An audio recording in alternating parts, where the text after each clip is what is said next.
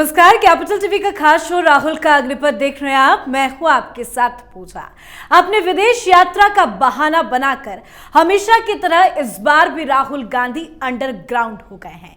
राहुल गांधी इन दिनों इस वक्त कहां हैं, किसके साथ है, इसकी कोई खबर नहीं है। बताया तो गया था कि राहुल गांधी सिर्फ 3 दिवसीय विदेश यात्रा पर रहेंगे। 3 दिनों तक राहुल गांधी ने अलग अलग मंचों से कई सारे बयान भी दिए। पहले टेक्सास, फिर वर्जीनिया और उसके बाद वाशिंगटन में राहुल गांधी के बयानों ने राजनीतिक भूचाल भी मचा दिया। सिखों पर दिए गए बयान को लेकर फिलहाल राजनीति भी देश में गर्म है। राहुल गांधी के घर के बाहर भी जबरदस्त विरोध प्रदर्शन हो रहा है। राहुल गांधी का पुतला फूका गया, नारेबाजी हो रही है। पर सवाल यही है कि एक मुद्दे को गर्म कर आखिर राहुल गांधी कहां अंडरग्राउंड हो गए हैं? क्यों एक बार फिर से देश विरोधी साजिश में जुट गए हैं? क्या कोई गुपचुप मीटिंग कर रहे हैं? तो आज राहुल गांधी के बयान का विरोध और राहुल की साजिश, इसी पे चर्चा करेंगे। मेरे साथ स्टूडियो में मौजूद हैं कैपिटल टीवी के एग्जीक्यूटिव एडिटर राजीव जी। सर, आपका बहुत बहुत स्वागत है। धन्यवाद। तो अंडरग्राउंड राहुल गांधी की चर्चा करेंगे, पर उससे पहले आपको कुछ तस्वीरें दिखाते हैं कि देखिए किस तरह से राहुल गांधी का देश में विरोध हो रहा है। दरअसल अमेरिका में एक कार्यक्रम में राहुल से भारत में सिखों की सुरक्षा पर सवाल किया गया। जवाब में राहुल गांधी ने कहा कि भारत में लड़ाई एक सिख व्यक्ति के लिए पगड़ी और कड़ा पहनने और गुरुद्वारे जाने की है। उन्होंने आरएसएस पर कुछ धर्मों, भाषाओं और समुदायों को दूसरों से कमतर मापने का भी आरोप लगाया। राहुल गांधी ने कहा कि लड़ाई इस बात को लेकर है कि क्या एक सिख को भारत में पगड़ी या कड़ा पहनने की इजाजत दी जाएगी या वो एक सिख के रूप में गुरुद्वारे में जाने में सक्षम होगा। राहुल गांधी के इसी बयान पर देश में राजनीति गर्म है। जगह जगह विरोध प्रदर्शन भी हो रहे हैं। राहुल गांधी ने ये जो बयान दिया, जो मैंने अपने दर्शकों को बताया, उस बयान को लेकर राहुल गांधी के घर के बाहर भी प्रोटेस्ट हुआ, अलग अलग राज्यों में हो रहा है। लेकिन इस बयान के बाद राजनीति गर्म करके आखिर राहुल गांधी कहां अंडरग्राउंड हो गए हैं? देखिए, सबसे पहली बात तो है सिखों को लेकर जो राहुल गांधी ने बोला और उसमें संघ की बात कही।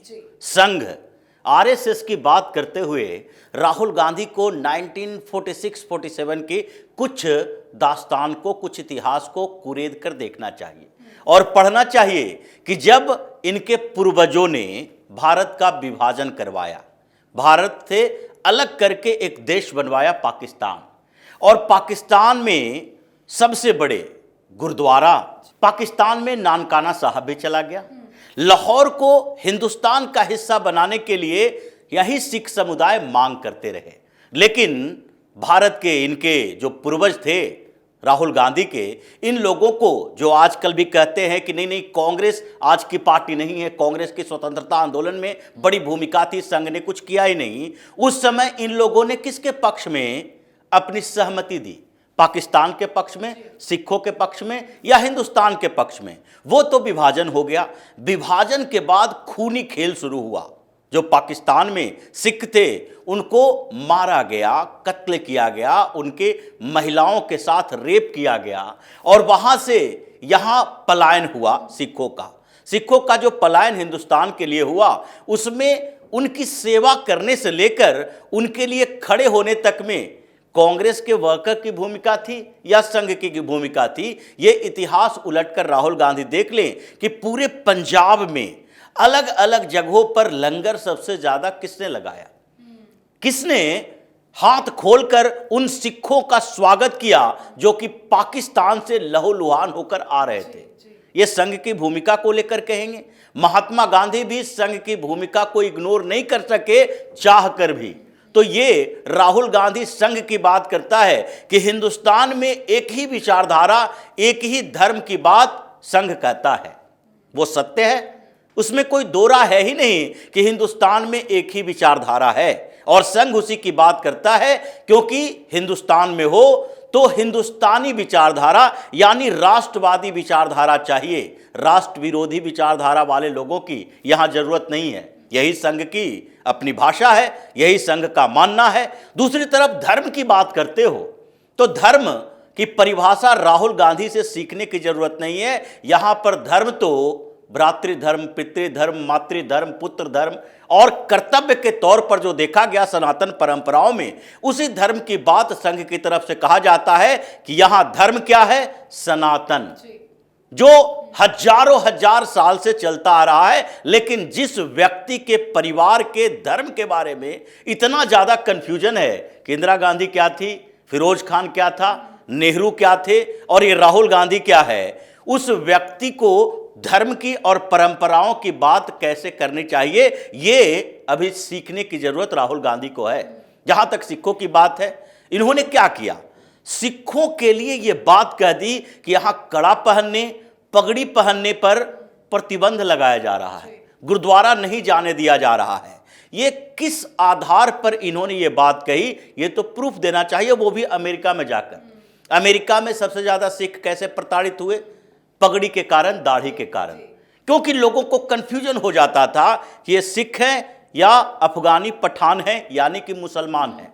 और इस आधार पर एक नहीं सैकड़ों ऐसे रिपोर्ट्स आई कि वहां सिख ड्राइवर था, वो जा रहा था वहां पर ईंधन भरवाने के लिए और उस जगह पर कुछ लोगों ने हमला कर दिया। बाद में पता चला ये तो हिंदुस्तानी है, सिख है, उसके बाद उसकी सेवा शुश्रूषा की। ये हिंदुस्तान के सिखों की विदेश में औकात है।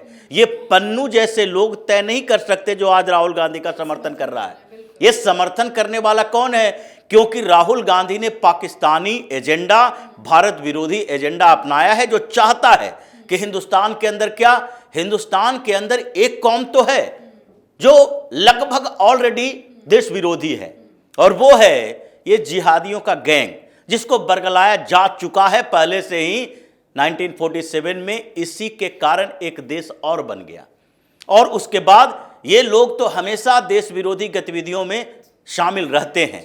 ये भले ही कितनी बार कह दें कि सारे मुसलमान आतंकवादी नहीं होते, लेकिन ये नहीं कहते कि ज्यादातर आतंकी मुसलमान कैसे होते हैं और ज्यादातर आतंकी संगठन पूरी दुनिया में मुस्लिमों का क्यों है।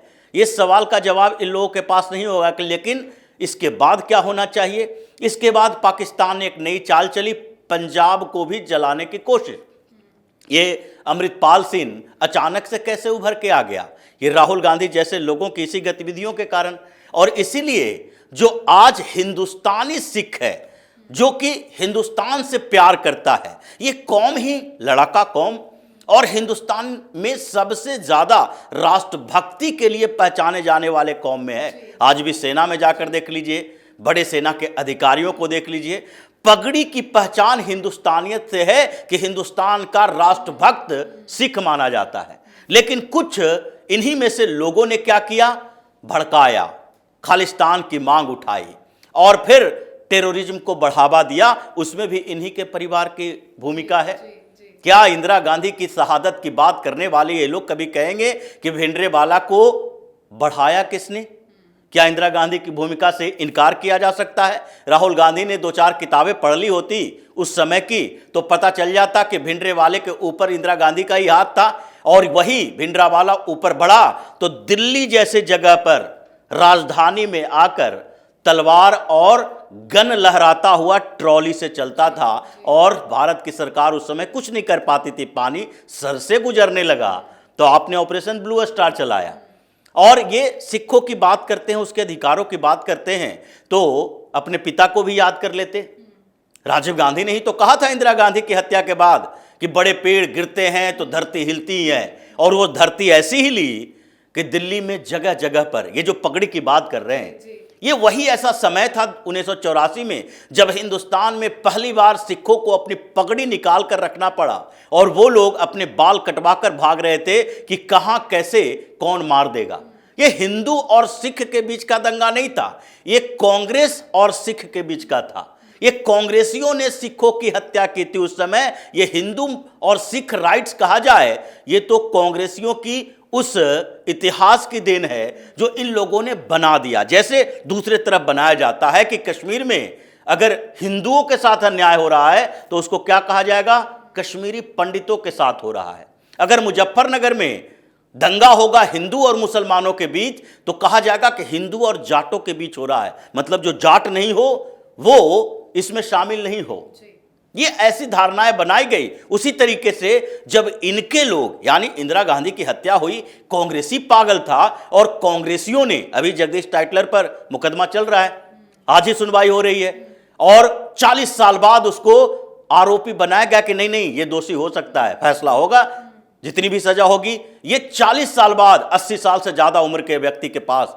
तो ऐसी स्थिति में इन लोगों को झुकना चाहिए और राहुल गांधी को सबक सिखाना ही पड़ेगा। इसीलिए इन सिखों ने, जो हिंदुस्तानी हैं, जो राष्ट्रभक्त हैं, वो आज राहुल गांधी के घर पर प्रदर्शन कर रहे हैं। और हो सकता है राहुल गांधी अभी कब वापस आएंगे पता नहीं, लेकिन जब भी आए और सूचना मिल जाए, ऐसे राहुल गांधी की आदत है, जाने और आने के समय ये बिल्कुल छिप छिपाकर ही आते जाते हैं। इस बार भी अमेरिका गए तो रात के 12 बजे के बाद की फ्लाइट पकड़ी, और आएंगे तो भी वो रात के अंधेरे में आएंगे, मुंह छिपा के। लेकिन सर आने की तो जिक्र थी कि 3 दिन के बाद ही आ जाएंगे, अभी तक आए क्यों नहीं है? आज तो 13 तारीख है। ये राहुल गांधी की दूसरी इनिंग है।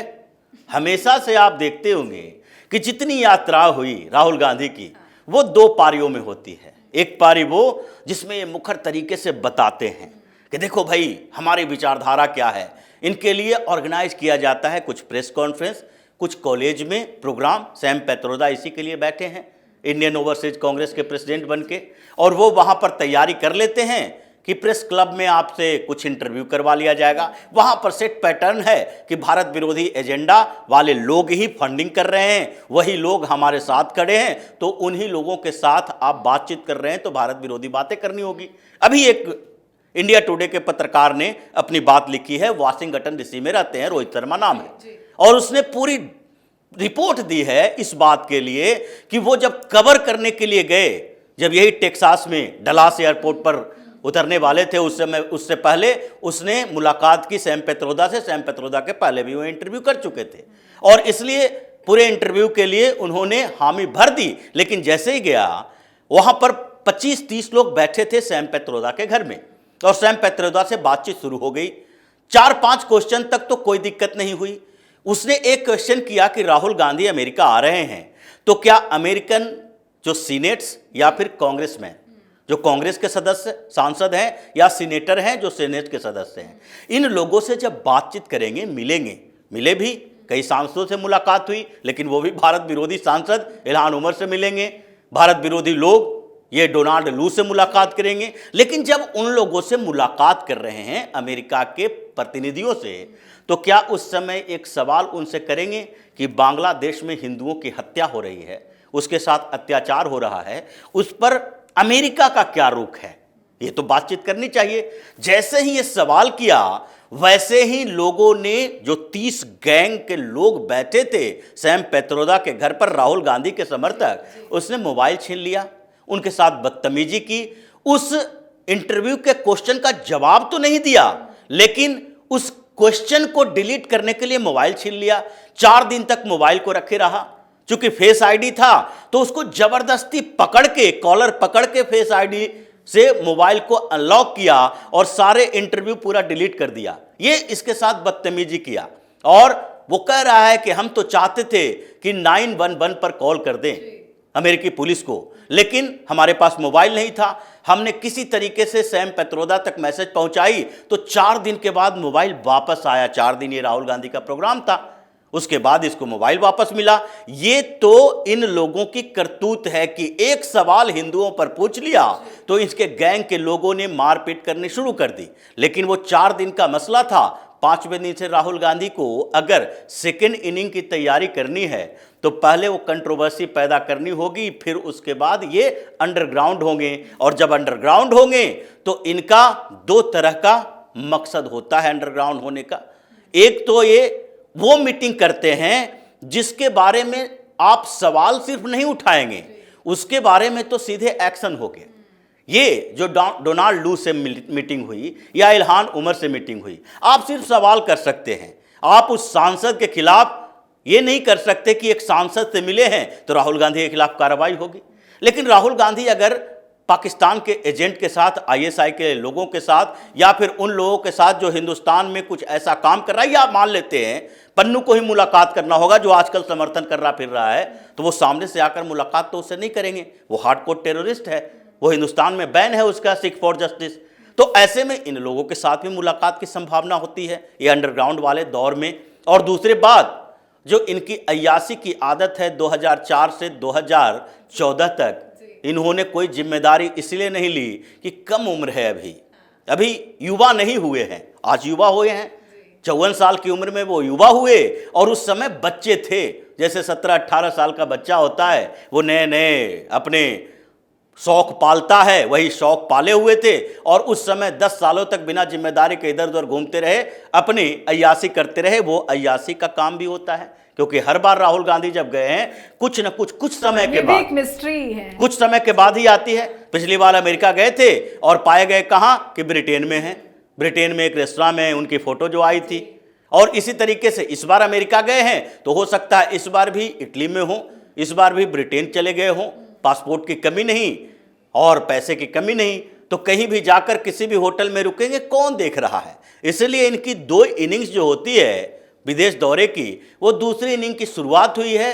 हरियाणा में कांग्रेस बर्बाद हो जाए, जम्मू में चुनाव हो या ना हो, लेकिन राहुल गांधी को अपने दूसरी इनिंग की तैयारी भी करनी जरूरी है। लेकिन जब दूसरी इनिंग की तस्वीरें आती हैं, आज नहीं तो देर बाद जब खुलासा होता है, तब तो झटका लगता है कौन। उसी समय का इंतजार है, देखिए अब इस बार कौन सी तस्वीर आती है। बहुत बहुत धन्यवाद सर समझाने के लिए। धन्यवाद। तो लोकसभा में विपक्ष के नेता बनने के बाद राहुल गांधी का ये पहला विदेश यात्रा है। राहुल वहां किससे मुलाकात कर रहे हैं, क्या बयान दे रहे हैं, इस पर पूरे देश की नजर है। पर फिलहाल राहुल गांधी कहां है, इसकी कोई खबर नहीं है। राहुल वहां आरक्षण से लेकर भारत में सिखों की सुरक्षा पर बात कर चुके हैं। उन्होंने अमेरिका की विवादित सांसद इल्हाम उमर से भी मुलाकात की। देश विरोधी चेहरा राहुल गांधी का उजागर हो चुका है, और इस बार अंडरग्राउंड हुए राहुल गांधी की साजिश भी नाकाम होगी, क्योंकि मोदी सरकार की राहुल गांधी की इस यात्रा पर पूरी की पूरी नजर है। तो इस पर आप अपनी राय कमेंट कर लिखें। देखते रहिए कैपिटल टीवी। नमस्कार।